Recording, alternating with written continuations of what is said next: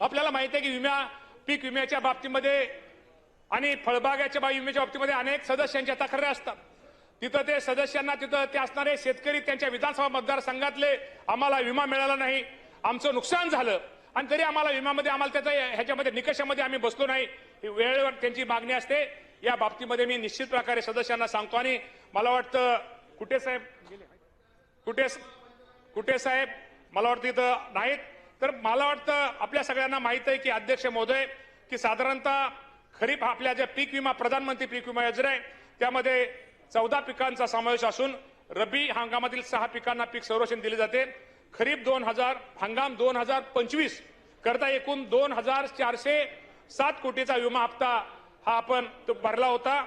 आजच्या स्थितीनुसार 17.17 लाख शेतकऱ्यांना पाटील साहेब 17.7 शेतकऱ्यांना 1582 कोटी रुपयाची नुकसान भरपाई ही मंजूर करण्यात आलेली आहे आणि त्यापैकी 1523 कोटी रुपये शेतकऱ्यांना वितरित केलेले आहेत आणि उर्वरित 59 कोटी रुपये रकमेचं वाटप हे प्रगतीपथावर आहे।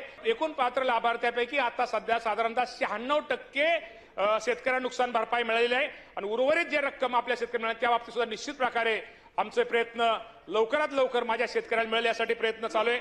आपल्याला माहिती आहे की बीड प्रमाणे आपण पूर्वी अध्यक्ष महोदय विमा कंपन्यांना प्रीमियम आपण जे देतो आणि नफा जास्त मिळायचा यासाठी बीड पॅटर्न 80-110 मॉडेल आपण सध्या राबवत असल्यामुळे निश्चित प्रकारे विमा कंपन्यांना 20% जास्त नफा कंपन्या आता कमवू शकत नाही।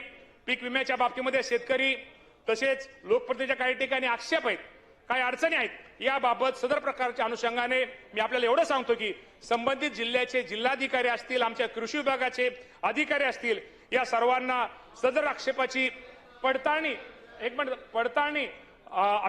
करणे आवश्यक ते सूचना देण्यात येतील। पण निश्चित प्रकारे या बाबतीमध्ये अजूनही आपल्याला काही गोष्टी विमा कंपनीचे प्रतिनिधी असतील किंवा आपले कलेक्टर महोदय किंवा आमच्या कृषी विभागाच्या बाबतीत काय करणं गरजेचं आहे या बाबतीमध्ये भविष्यामध्ये त्या केल्या जातील। पण माझ्या ज्या शेतकऱ्यांचं नुकसान झाले त्याला पीक विम्यापासून तो वंचित राहणार नाही याची काळजी निश्चित प्रकारे आमचा कृषी विभाग घेईल।